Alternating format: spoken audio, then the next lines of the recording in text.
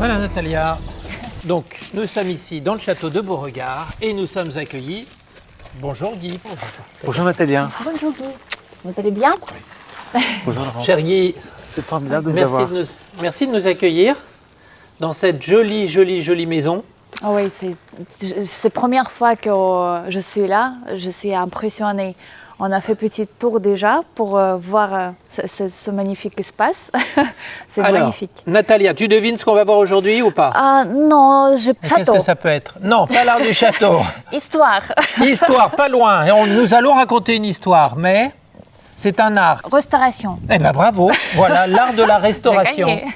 Voilà, parce qu'évidemment, restaurer, entretenir tout ça, évidemment, c'est une énorme histoire. C'est une histoire de famille. C'est une histoire de famille Et déjà. il faut le faire, voilà, donc c'est plusieurs générations et il faut le faire généralement à deux. Là. Nous sommes prêts pour plonger dans votre art.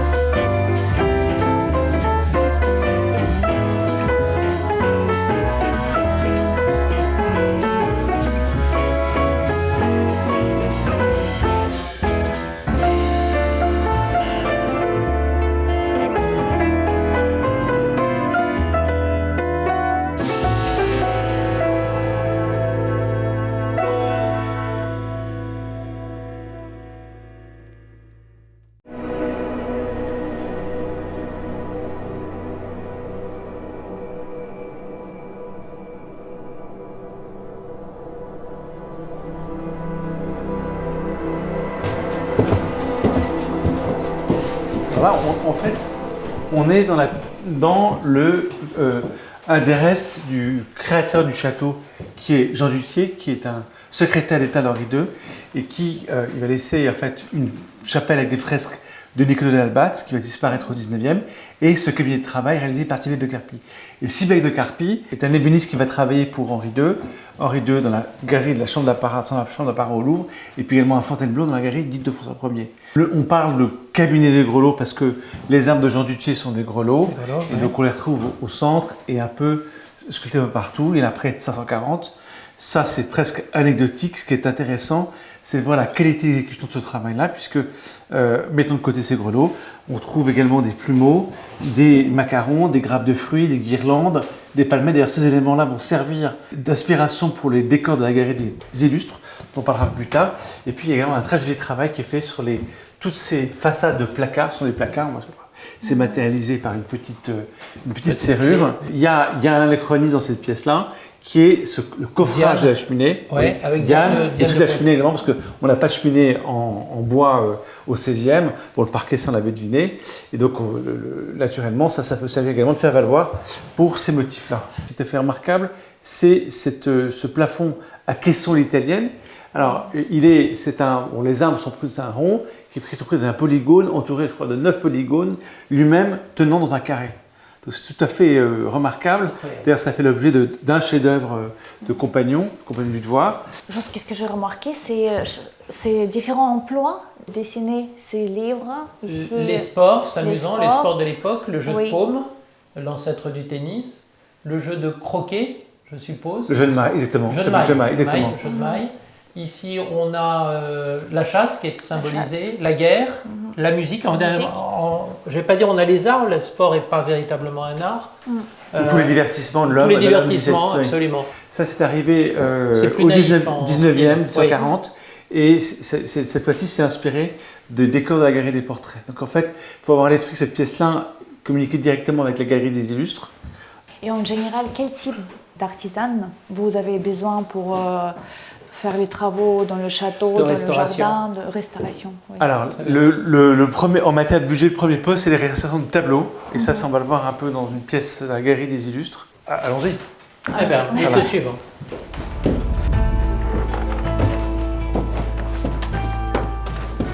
Alors, cette pièce, on va rentrer dans la galerie des illustres, mais c'est d'abord un écho à l'autre pièce, la galerie des portraits.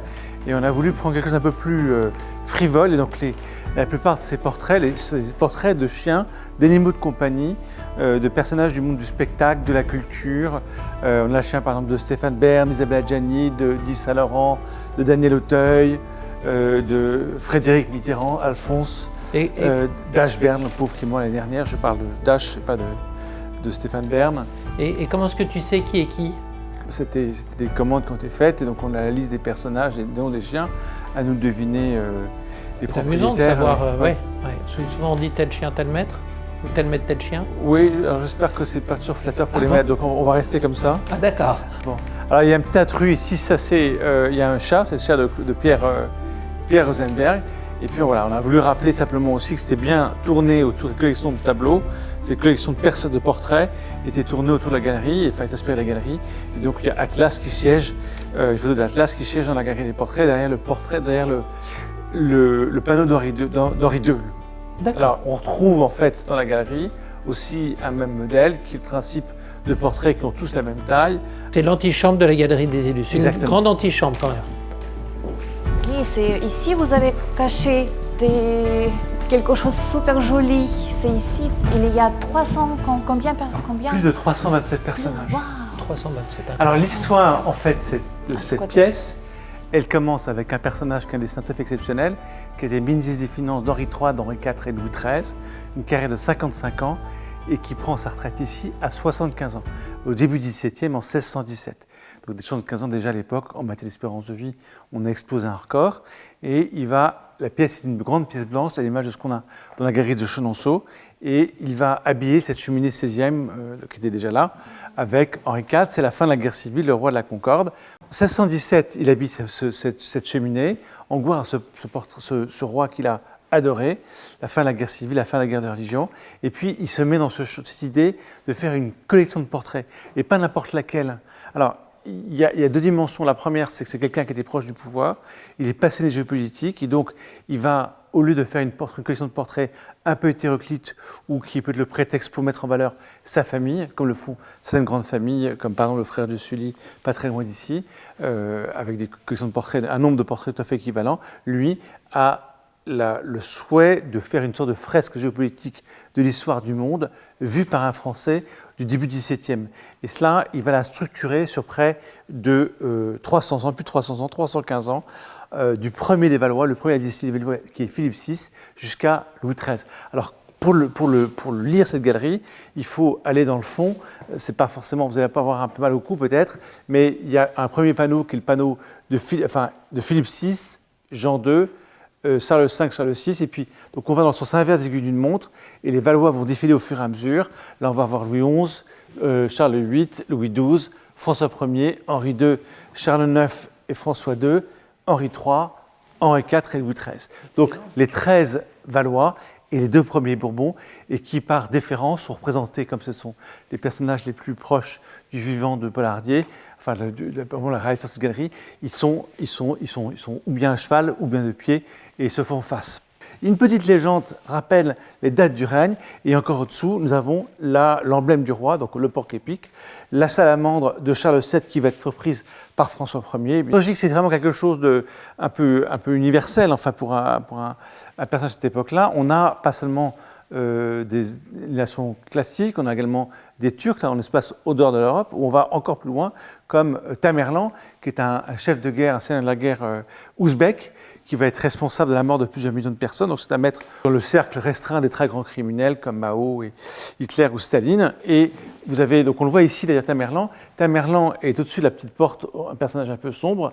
Et au-dessus, on va retrouver, alors s'il est là, c'est parce qu'en fait il a ralenti, c'est le vainqueur de Barjazet, et il a ralenti la progression des Turcs vers l'Empire romain d'Orient, qui restera encore un peu de répit. Donc c'est pour ça qu'on a encore dans un des panneaux le dernier empereur de Byzance, Constantin Paléologue. Par terre, je vois des hommes avec un mousquet. Est-ce que ce sont les premiers mousquetaires, justement? Pas forcément. Enfin, c'est une armée en marche. C'est-à-dire que, effectivement, je reviens, merci de me donner la perche, c'est que, enfin, une fois que les tableaux sont constitués, la collection est livrée au bout de 20 ans, oui, à la mort de Pollardier, qui disparaît à 95 ans. C'est son fils qui va se charger de faire ça. C'était en fait, vraiment, c'est un projet familial. Et donc, il dispose les tableaux comme il avait prévu, avec des boiseries peintes. Et puis ce pavage en marche, ce pavage d'une armée en delphes qui représente une armée en marche Louis XIII. Il y a 5100 carreaux. On sait que c'est fragile, ce ne sont pas comme des azuleros, c'est ces pavés qu'on trouve au Portugal. Et donc, on va les remplacer au fur et à mesure. Et donc, on va commander le double. Et la collection va être fermée. Alors, si on éteint, l'éclairage n'est pas forcément optimal. Si on éteint, on voit très bien que ça était quasiment neuf.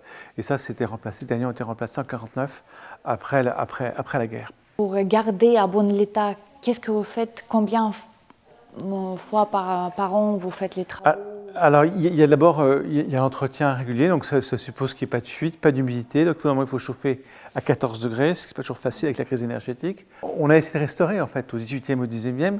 Et la seule option qu'on avait, lorsqu'il y avait un vernis qui était en mauvais état ou quelques défauts, eh ben, on repeignait dessus. Les artistes qui ont travaillé dessus n'avaient pas le même talent que les premiers peintres, et donc beaucoup de détails ont été perdus. Et puis, en fait, un bon restaurateur, c'est aussi un bon chimiste.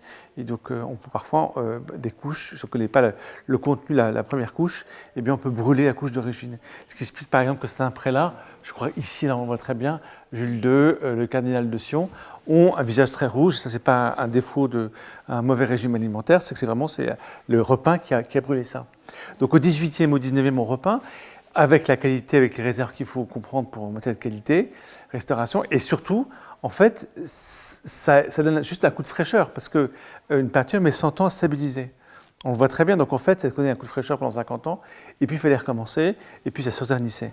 Et donc c'est uniquement à partir des années 50 qu'on a commencé, les restaurateurs ont commencé à bien maîtriser leur métier, qui était non seulement d'avoir une bonne connaissance en matière de chimie, donc chaque fois pour un tableau donné, eh bien, des traitements, des peintures différentes, et puis pour profiter de coloris de matériaux stables, de façon à ce que la peinture n'évolue plus.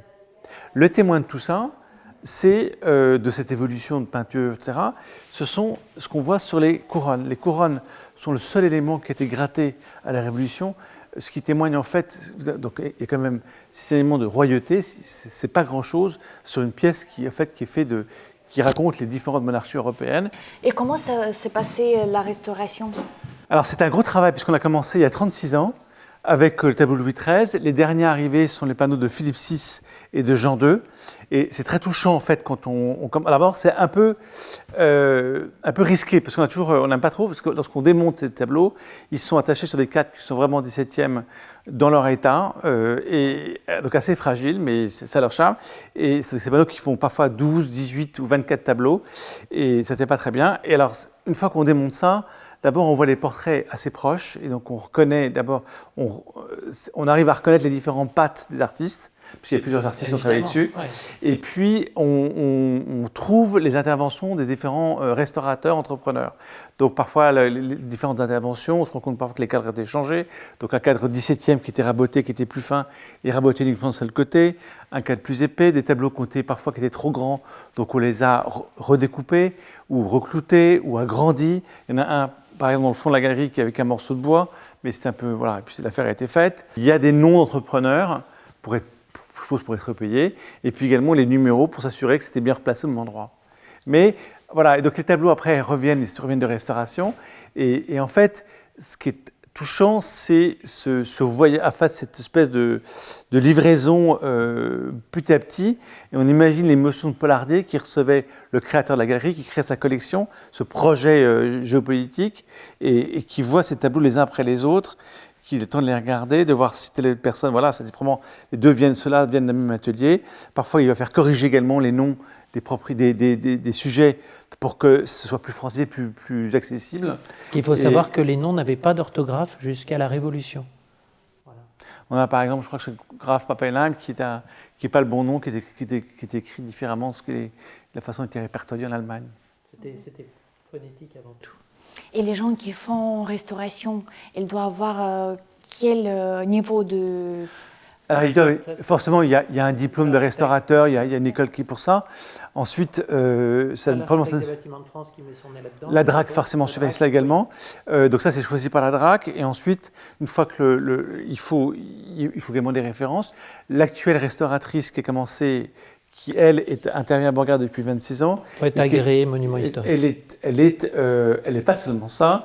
En fait, elle est agréée des monuments de la ville, elle a gagné pour intervenir dans les musées de la ville de Paris. Donc ça, c'est une première référence. Elle est intervenue à Fontainebleau. Et alors, ce qui est plus touchant pour elle, parce que c'est effectivement, c'est une vie qui se déroule 28 ans. Pour elle, elle décrit ça un peu comme la vie d'une mère, parce qu'en fait, elle a commencé lorsqu'elle a son fils est arrivé. Et donc, chacun des personnages est associé à une période de la vie de son fils, je sais pas, le premier football, les premiers pas, et voilà, tout ce qu'une mère, tout ce que des parents voient dans la vie de leurs enfants grandir. 28 ans. Alors, lorsqu'elle était venue ici pour la dernière pause, elle était très émue. Ma mère me lui a dit, mais je ne comprends pas, on va vous revoir. Oui, mais vous savez, c'est une part de mon fils qui est là maintenant. Cette galerie, en fait, est déjà une curiosité. Louis XIV est venu la visiter. C'est une façon d'honorer une famille qui n'a pas intrigué, Casaille-Villeroy.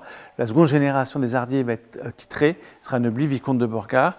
Et également, suprême honneur, tous les orangers de Borgard partiront à Versailles, il y a 72 orangers. Alors, on parle d'orangers, eh bien, on a également un élément des orangers de Louis XIV. Ce sont ces pots à jardin, c'est la faïence de Nevers, et ça servait à supporter les orangers. Ils sont tout à fait uniques.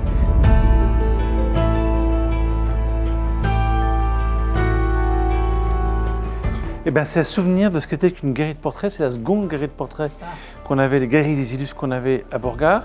Celle-là couvrait le règne du roi Louis XIV. On est sensiblement sur le même principe. Alors en tout cas, un bas qui est peint, des tableaux cette fois-ci qui sont accrochés directement sur le mur. La DRAC a dit, vous laissez en l'état, on va faire un test sur ces premiers mètres-là, ces 2 premiers mètres. Et donc on a fait intervenir 2 étudiantes américaines, des californiennes, qui ont commencé. Mes parents on reconnaît là d'abord des éléments qui sont semblants décoratifs, qu'on trouve semblants dans la galerie des portraits. Les chiffres de Marie Hardy et de son mari Gaspard de Fiobet, c'est la petite fille du créateur de la galerie. Et donc la DRAC, voyant ça, voilà, on présente ça à la DRAC. Et la seule question que nous avions sur nos lèvres, c'est qu'est-ce qu'on continue? Le responsable de la DRAC à l'époque a dit, mais oui, c'est intéressant, mais vous savez, vous avez quand même toutes sortes de papiers peints, et ce serait quand même dommage de s'en séparer. Voilà. Alors, nous, ça nous semble un peu surprenant parce que, en fait, le papier peint, il y a plusieurs couches, c'est fragmentaire, voilà, il est défraîchi, etc. Mais il faut avoir à l'esprit que le ministère de la Culture, la DRAC, c'est un peu les gardiens du temple. C'est le dernier verrou avant que tout saute. Donc pourquoi est-ce qu'on va vraiment se permettre de faire ça ou non? Est-ce que j'ai le droit de me le permettre? Peut-être que maintenant, dans quelques années, je vous ai expliqué comment elle va évoluer la vision qu'on avait de la restauration de la galerie des portraits. Peut-être que dans 10 ans, eh bien, nous dirons, bah, vous nous balancez tout ça. La restauration, l'entretien d'un domaine comme celui-là, c'est pas seulement en fait des bâtiments, mais ce sera également les jardins. Et là c'est plus que des jardins, c'est vraiment un parc. C'est un parc, et tout ce travail de parc a été réalisé depuis le début du 19e. C'est assez étonnant à Borgard, c'est qu'on a eu quasiment 7-8 propriétaires, et à la fois c'est intéressant parce que chacun arrive avec plein d'entrain, mais il y a aussi la perte de la mémoire de l'entretien et des projets initiaux. Et donc parmi les travaux de mes parents, ça a été de commencer à dégager des arbres qui avaient été plantés comme des cèdres, qui avaient été plantés puis oubliés. Par exemple, ici sur la pelouse qu'on a à gauche, vous remarquez un cèdre du Liban, des cèdres de l'Atlas ou des cèdres de Chypre. Et celui-là a été à un moment oublié, donc en fait, il a fallu le dégager. C'est incroyable parce que finalement, un parc, c'est un investissement pour les générations à venir en vrai. Exactement, ça c'est la preuve de la générosité. Oui. Ça, c'était une dernière réalisation de mes parents. Ce que j'expliquais, c'est que lorsqu'ils ont repris le parc, il y a un travail de restauration.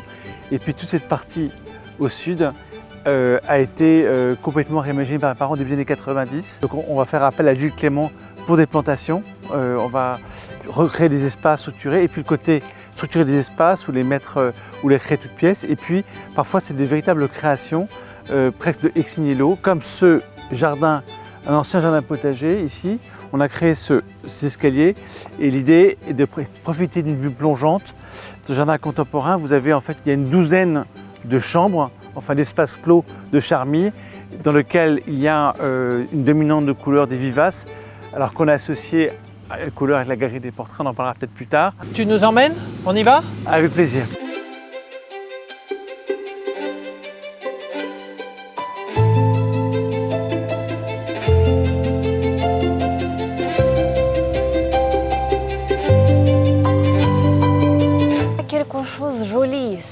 c'est les fleurs autour. Ah, je croyais que c'était moi. Non, c'est pas moi. Merci Natalia. D'accord, tu es désagréable aujourd'hui. C'est bien parti. Je vois les fleurs et les fleurs avec une histoire. Oui, alors ça, c'est on le- entre dans la chambre blanche et on associe ça. Alors, chacune des chambres a une dominante de couleur qu'on a associée à un thème de la galerie des portraits. Ici, c'est le panache blanc de François Ier qu'il portait dans les batailles pour être reconnu par ses guerriers, une façon de les galvaniser. Les chefs de guerre attiraient le feu sur eux en montrant justement leur couleur, leur panache, leur présence. Ah, ça, c'est vraiment joli. Donc ça veut dire que chacun des bosquets, Guy, que vous avez aménagés, représente une couleur, représente un personnage célèbre de la galerie. L'idée d'avoir associé chacune des couleurs à un thème d'histoire, c'est aussi une façon de représenter, de penser le parc comme un support, comme présentation de la galerie des portraits. C'est une pièce qui est extrêmement dense, il y a plus de 300 portraits. Alors si on peut présenter différents thèmes à travers tout ce grand parc, eh bien c'est l'occasion pour nous, c'est encore mieux pour nos visiteurs. Ce qui est extraordinaire, c'est que chacun des endroits du parc nous emmène dans un univers complètement différent. Oui, et on est content si nos visiteurs peuvent prendre le temps de flâner. Oui. Ici, on est à la fois proche des grands sites et à la fois c'est quelque chose qui est assez un peu à l'abri. Et donc notre plus grande joie est d'avoir des visiteurs qui restent quasiment toute l'après-midi. On vit un peu ça par procuration.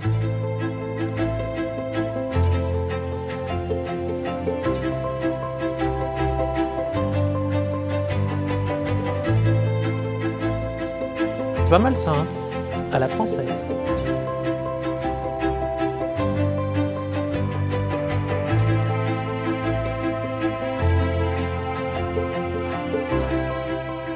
Je crois que vous avez une anecdote, une histoire à nous raconter, c'est sur 100%. Ça, c'est une cuisine classique de la Renaissance. On marque le sol en pierre, légèrement en pente pour la laver facilement, en pierre parce qu'on a peur du feu. Ce qui est moins courant, effectivement, c'est la présence de 2 cheminées.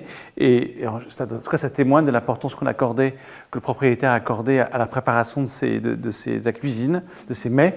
Celui-là, le petit foyer, devait servir pour la préparation des volailles. Et puis là, le grand servait pour Là, il y a une rôtissoire automatique, il y a un système de contrepoids sur la gauche. Grosso modo, il faut compter à peu près 1 heure par mètre. Voilà, ce qui permettait à la fois d'avoir une cuisson régulière et d'éviter de mobiliser quelqu'un. Alors d'abord, c'était étonnant, c'est que cette cuisine, en fait, a été utilisée jusqu'en 1970. Donc ça témoigne un petit peu d'une maison qui est quand même pas mal vieillie. Lorsque mes parents sont arrivés, lorsqu'ils ont repris ça de leur arrière-grand-mère, de mon arrière-grand-mère. Et puis, en fait, cette seule cheminée a été encore en activité. Celle-là avait été condamnée, en tout cas en 1940. En tout cas, il se trouve qu'il y a une production de cinéma qui est venue ici au mois de juin de l'année dernière. Et donc on ne savait pas sur quelle cheminée elle était prise dans le champ.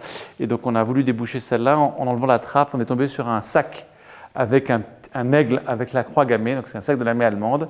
Et donc probablement c'était à ce moment-là qu'on a dû boucher la cheminée. Et maintenant, c'est ma question surprise. Ah ah. Je vais vous montrer plus tôt parce que je ne sais pas c'est quoi. Je peux imaginer pourquoi on a utilisé ça. Alors ça, c'est un petit clin d'œil à la glacière qu'on a dans le parc, qui servait, on a entreposé la glace en hiver et on l'a récupéré un peu plus tard pour faire des sorbets. C'est une mode qui est apportée par Catherine de Médicis. Et le principe est, vous avez au centre en fait un cylindre dans lequel on dépose la purée de fruits et à la périphérie, on rajoute sans contact direct de la glace et du sel. Et il y a une réaction chimique qui se fait et ça descend à moins 10 degrés. Et après, il faut continuer, on tourne la manivelle. Le sorbet commence à se durcisse et le sorbet est fait. Majesté. Oui. À genoux. Comment tu veux? Oh my god. Ah, il ne faut pas me le dire à moi. Ça, il ne faut pas me le dire. Désolée. Le genou gauche, c'est pour le roi. Le genou gauche, c'est pour le roi. Le droit, c'est voilà, pour on a Dieu. fait ça Et pour les deux, c'est pour parfait. Dieu ou pour une déesse. Voilà, c'est une déesse. Ou pour les tsars du temps Ah, très juste, absolument. Merci avant pour Pierre Ier, je crois. cet exercice. Guy, est-ce que tu peux nous dire une citation préférée? Alors, on va avoir plusieurs, mais celle que j'aime bien à Borgard, et celle qui figure sur la cheminée de Florimond Robertet, Florimond III Robertet, et qui a acquis Borgard en 1567. En ton parler n'est point ennemi, autrement dit, mesure tes propos, ne te fais pas des ennemis inutilement par des propos inconsidérés. La séquence 10 questionnements, des 10 questionnements, donc il faut que tu répondes tout de suite. Quel est ton artiste préféré? Godreau, qui était un bronzier, qui habillait des meubles sous la Régence, enfin sous Louis XIV. Quelle est ton œuvre préférée? Alors, l'œuvre, je ne sais pas. Le bâtiment que je préfère, c'est la bibliothèque Mazarine. Votre gourmandise préférée? De fromage. Lequel? Fromage de chèvre. On est obligé de dire de... Alors, le sel sur chair. Le sel sur chair. Voilà, d'accord, Voilà. t'es obligé. Ouais, Mais pas on est dans un pays où il y a beaucoup de fromage de chèvre. Voilà, Voilà. absolument. Bon. L'autre art qui vous passionne? Les jardins. Ah, l'art des jardins. Le parc et les jardins. Ouais. Quel est le personnage célèbre avec qui tu aurais aimé dîner? Kissinger. Ah, j'aurais pensé, moi, que tu nous aurais souhaité parler de Louis XIII ou de... Oui, mais Kissinger, en fait, c'était un maître des géopolitiques. C'est une référence. Et donc, ça me rapproche de Paul Hardier, c'est la paix de Vietnam, c'est toute l'Amérique du Sud, c'est la normalisation des rapports avec la Chine. Enfin, c'est un monstre. Enfin, un monstre politique. Oui. Natalia. Je ne sais pas. Si. Quel est le personnage que tu aimerais voir figurer sur un billet de banque? De Gaulle ou Napoléon. Bon.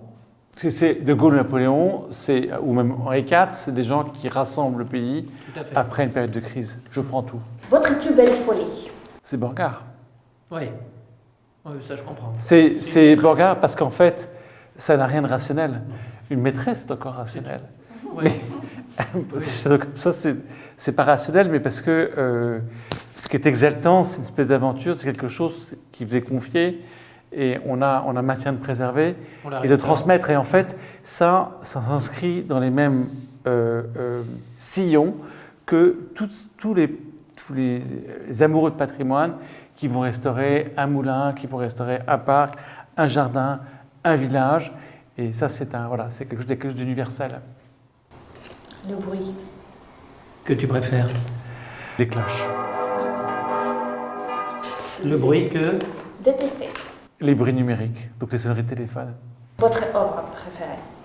De ce que j'ai réalisé, Oui, ça peut alors être on va retourner sur Borgard, mais on va retourner sur Borgard. Si on parle pas quelque chose de trop personnel, c'est Borgard. Après, il y a voilà. Une œuvre de tout ce que tu veux, mais c'est une œuvre en soi, c'est de la folie. Guy, nous arrivons maintenant à la partie où tu dois nous donner toutes les informations pour les personnes qui souhaiteraient venir au château de Beauregard, profiter tant du parc que de la maison. Natalia? Non, je voulais rajouter ça, que pas seulement château, il y a un énorme parc. Voilà, il y a un très joli parc, tu as raison de le souligner. Il était classé à l'inventaire supplémentaire des monuments historiques, mais ce qui est le plus important, c'est de savoir effectivement qu'on ouvre à partir de Pâques et qu'on ferme à la mi-novembre. Chaque saison est intéressante, chaque espace est différent, chaque moment est différent. On peut pique-niquer sur place. On aime bien également, moi mon petit truc que je donnerais, c'est à nos visiteurs, parce qu'on ouvre assez tard, c'est de profiter des visites guidées. Et la dernière visite guidée est à 5h30. On profite des visites guidées à 5h30 et ensuite on va pique-niquer dans le parc avant de revenir chez soi. Et il y a l'impression que le parc est à vous, parce qu'il n'y a personne. Donc 30 hectares, c'est vite, on est presque, on prend possession des lieux. C'est très très chouette. Merci beaucoup Guy. Château de Beauregard. Nous sommes à combien de minutes de Blois? Très proche de Blois. On est à 5 km de Blois, 5 km de Cheverny et à 20 minutes de Chambord. Extraordinaire. Bon, parfait. Et donc c'est une halte en fait, on va être à l'abri de la foule. Oui. Et c'est vrai qu'on se rend compte que depuis quelques années que certains grands sites, et nous avons la chance d'avoir des grands sites ici, finissent par être complètement saturés pendant les grandes périodes de impressionnant. etc. Chambord. Donc il y a un reflux après. C'est de la folie, c'est oui. trop, c'est trop. Et il faut même, tous ces jolis grands sites, il faut presque les visiter hors saison, maintenant. Moralité, Beauregard avant tout, et les grands sites en complément. En complément, voilà, c'est l'inverse. Merci beaucoup Guy pour ce moment très agréable. C'était partagé. Et nous reviendrons évidemment avec un très grand plaisir, n'est-ce pas Natalia? Bien sûr. Mais Natalia, la dernière question, la der de der. Non, c'est la tienne. C'est moi? Ouais. Bon. quel est le conseil que tu donnerais à une personne qui voudrait partager voilà, cette passion des vieilles pierres, des monuments historiques, de la restauration? Bah, c'est les 3 P, passion, persévérance et patience. Et moi, je vais rajouter patience, patience et patience. Aussi 3 P. Ah, ça, c'est pour travailler avec moi, c'est différent. Aussi. Aussi. Merci Guy. Merci et à beaucoup. très bientôt, Ouais. Château de Beauregard. Alors, Natalia, finalement, qu'est-ce qui t'a le plus marqué? Qu'est-ce que tu as retenu de cette visite? Moi, juste, je peux résumer. Les portraits, 300 pièces, plus Ouais. de 300 pièces. Jardin, il est magnifique Oui, à Avec- entretenir, à restaurer. à restaurer. La cuisine avec les cheminées énormes, qu'est-ce que j'aime bien beaucoup. Surtout en hiver, France. c'est bien agréable. C'est très chouette. Oui. Et bien sûr, gentillesse de Guy. C'est Absolument. incroyable. Et ça, il n'y a pas à restaurer, il n'y a pas à toucher. Non, ça va rester avec lui. Bon, par contre, j'ai une bonne nouvelle pour toi, Natalia. C'est moi qui ai les clés de la voiture. Bon, Non, eh ben, c'est moi, d'accord. j'ai Bon. gagné. Bon, ok. Qui gagne? Nathalie, comme d'habitude. On y va. Je vous en prie, messieurs. Je vous en prie, madame. Merci, Sans rancune. merci, merci. Pas aucune, mais sans rancune. Et voilà, les garçons, vous pouvez prendre place derrière. Nous sommes prêts à vous emmener.